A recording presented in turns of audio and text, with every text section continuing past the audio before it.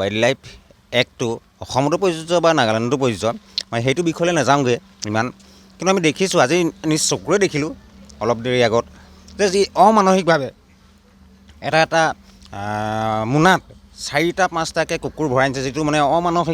মানসিকতাৰে মানে সেইটো অন্ততঃ গৰিহণাৰ যোগ্য আমি আৰু এই CRP কেম্পৰ যিটো গেটৰ তলেদিয়ে পাৰ হৈ গৈছে কিন্তু CRP এই ক্ষেত্ৰত নিমাত আমি CRPFক যিজন ছেক্টৰৰ কামাণ্ডেণ্ট তেখেতকো আমি গৰিহণা দিছোঁ ধিক্কাৰ দিছোঁ এই অমানসিকভাৱে যিজন ব্যক্তিয়ে লৈ গৈছে তেওঁ অন্ততঃ ৰখাই কুকুৰকেইটা এৰি দিয়াৰ ব্যৱস্থা কৰিব লাগিছিলে তাকে নকৰি তেওঁলোকে চকু মুদা কুলিৰ ভাও ধৰি বিনা দ্বিধাই কুকুৰকেইটা লৈ যোৱাত যিটো অমানসিকভাৱে লৈ গৈছে সেইটোত বহুত গৰিহণাযোগ্য আৰু এই ক্ষেত্ৰত আমি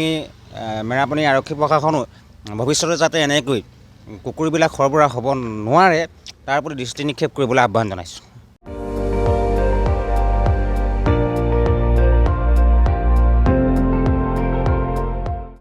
আপুনি চাই আছে ND24 সৰ্বশ্ৰেষ্ঠ নহয় সৰ্বোত্তমৰ দৌৰত।